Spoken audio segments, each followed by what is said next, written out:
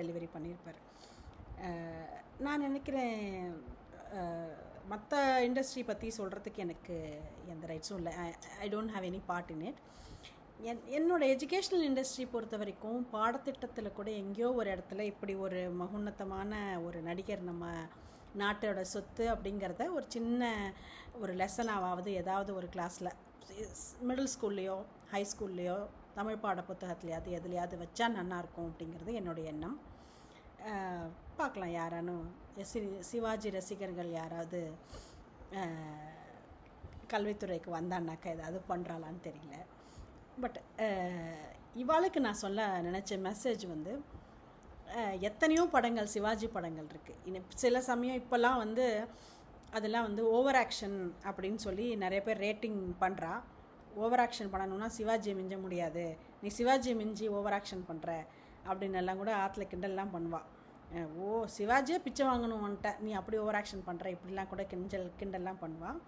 There could be some movies where he had to do that theatrical dramas. இப்போ நம்ம பரதநாட்டியமே ஆடுறோம், இங்கே வா அப்படின்னு சொல்கிறத இங்கே வா நான் சொல்கிறோம் இங்கே வா அப்படின்னு தான் சொல்கிறோம். அது கொஞ்சம் அந்த ஸ்டேஜுக்கு அந்த ஓவர் ஆக்ஷன் தேவைப்படுறது போல இருக்குது. அது அந்த ஜெனரேஷனுக்கு நீடாக இருந்திருக்கு. அதை வந்து ஒரு ஓவர் ஆக்ஷன் நினச்சி ஒதுக்கி வைக்காமல், இப்போ என்ன ஷேக்ஸ்பியர் இங்கிலீஷாக இன்றைக்கி எல்லோரும் பேசின்னு உட்காண்ட்ருக்கா இல்லையா?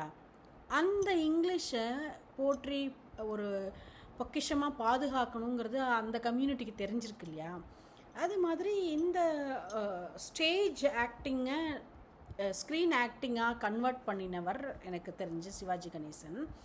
அதையும் ஒரு பொக்கிஷமாக நம்ம வச்சுக்கணும்னு நினைக்கிறேன். சும்மா கிண்டல் பண்ணிட்டு தூக்கி போட்டுட்டு போகாமல் அந்த கண்ணோட்டத்தில் நீங்கள் பார்த்தேன்னாக்கா ஒரு லெஜண்டோட மூவி பார்க்கும்போது ரொம்ப ரொம்ப பிரமாதமாக இருக்கும்.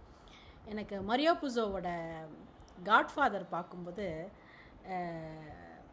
அந்த காட்ஃபாதராக சிவாஜி கணேசன் நடிச்சிருந்தா இன்னும் அதாவது இந்த ஃபிசிக்கல் ப்ரெசன்ஸே எப்படி இருந்திருக்குங்கிற ஒரு ஆசை, எப்போவுமே அப்படி பார்த்துருக்கணும்னு ஒரு ஆசை உண்டு. மேபி ஐ டோன்ட் நோ, அந்த மாதிரி நான் நினச்சிருக்கேன்.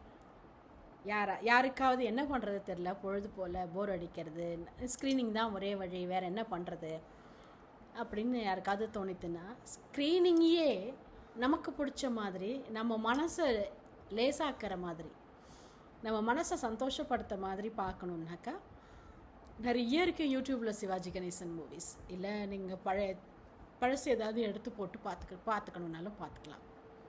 ட்ரை பண்ணி பாருங்க, யூ வில் என்ஜாய். நமஸ்கார்.